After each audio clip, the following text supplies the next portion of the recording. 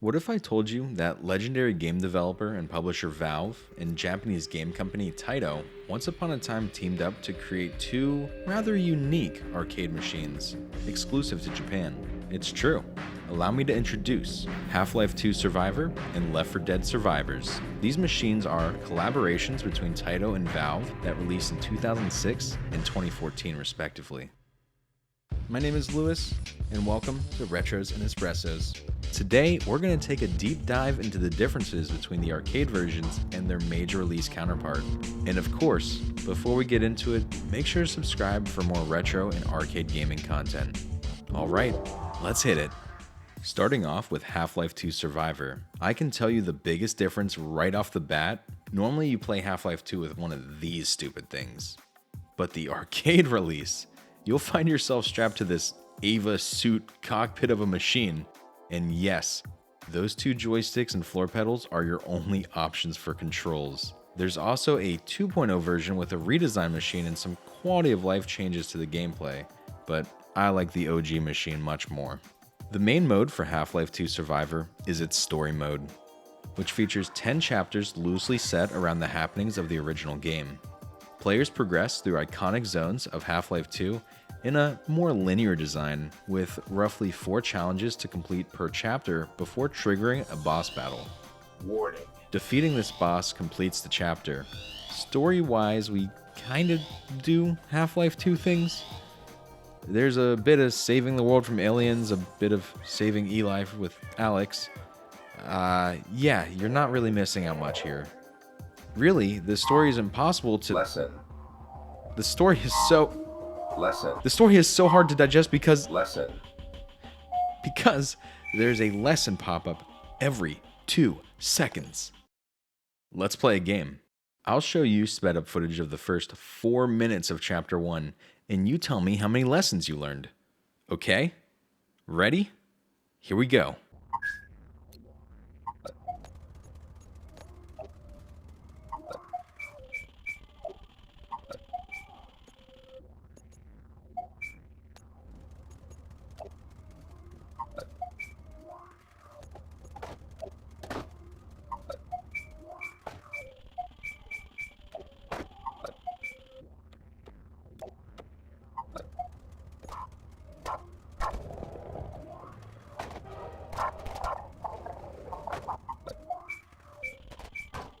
If you said 8, that would be correct. I understand there's a lot to learn here, but a pop-up roughly every 30 seconds is a bit grueling. I won't carry on with this, but let's just say the lessons don't stop in Chapter 1. Now, Chapter 2, entitled Water Hazard, does seem to be where this machine lives up to its full potential and justifies its rather unique control scheme. I can't necessarily confirm if this is the case because I'm bound to playing this port with a keyboard, but I'd love to run down these canals on an airboat with 2 joysticks in hand, blasting down some Combine. I think it'd be fun. But Chapter 3, oh Chapter 3, we go right back to being lame. Because this chapter is missing the gravity gun. That's right, the most fun weapon in Half-Life 2. They just decided, no, we don't need that, that's not important. Ravenholm without the gravity gun just isn't Ravenholm. I mean, Half-Life 2 without the gravity gun isn't Half-Life 2. I mean, really, the game isn't the same. This is the, can we have Half-Life 2? No, we have Half-Life 2 at home version of Half-Life 2. This UI, even for an arcade game, makes me kinda sad. Ammo, health, and timers look like Twitch stream overlays, and loud arrows and text tell you where to go, what to do, and what you killed at all times. If you didn't know this game was ridiculously limiting and linear, the UI sure won't let you forget it.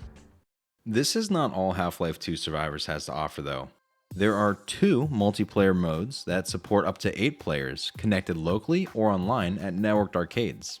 The first being Missions, where players work together towards a goal, and Battle Mode, which is essentially a 4-on-4 deathmatch where players can fight for the human resistance or the Combine under 5 classes: Ranger, Soldier, Sniper, Engineer, and Medic.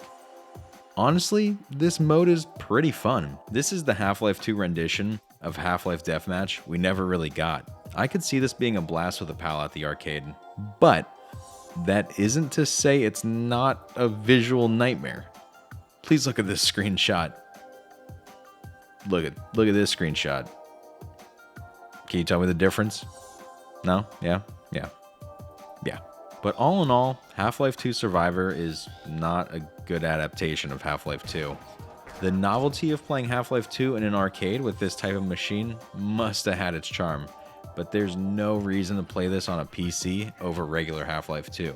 But if you're intrigued about this little piece of gaming history, you can get the game running on your own Windows machine. I've linked a video from Escalation in the description that shows you how to do it.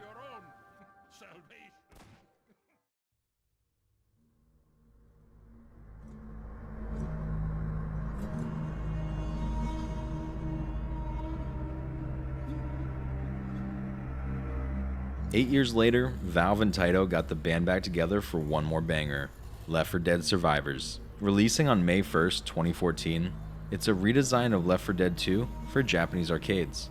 This game is a near parallel to the PC version of Left 4 Dead 2, with some redesigns to make the experience more streamlined for arcades, and survivor changes to more appeal to Japanese audiences. The main difference is our roster of playable characters. Meet the survivors.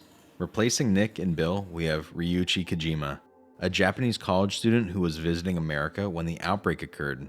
Coach and Francis are replaced by Ayane Sakura, a Japanese high school student who was also visiting America on a school trip when the outbreak began. Then, we have Sarah Kirishima, who replaces Rochelle and Zoe, a Japanese-American tour guide who was presumably supervising Haruka's field trip. And finally, Blake Jordan, replacing Ellis and Lewis, an ex-military bartender who really misses his dog. Aw yeah. With the amount of fan-made workshop creations, I'm kind of desensitized to what this game is supposed to look like, but I will say these survivors don't look like they're surviving. Look at our survivors in Left 4 Dead 2. They're dirty, shading and lighting is darker, it all fits. Our new survivors seem dropped in from a GameCube game, relatively low polygon count on the models, high key shading and lighting. It's not bad, it's just different. We have 13 scenarios to choose from and unlock. I'll list them on screen now.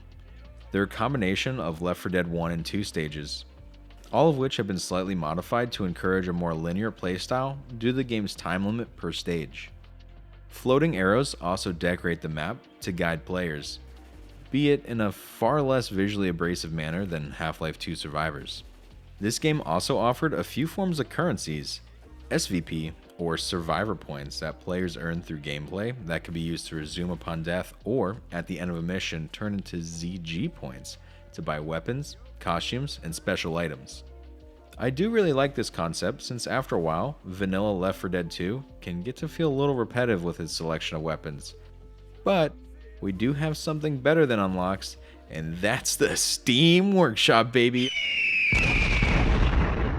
Speaking of the workshop, there are a good handful of packs that attempt to modify vanilla Left 4 Dead 2 to work in a similar manner as the Survivors machine.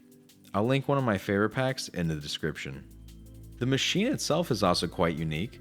Perhaps Taito thought they overdid it with their Half-Life 2 Survivor machine, because this machine is straight mouse and Wii nunchuck thing. Looking at footage of this machine at work in an arcade in Tokyo, it definitely does look like a blast. I bet the local multiplayer with a good group of friends must have been a great time. Though these machines might not be the pinnacle of their franchises, it's still so cool to see two titans of the game industry come together to do something unique.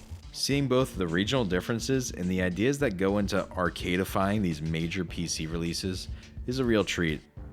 As always, I'm Lewis with Retros and Espressos, and I'll catch you next time.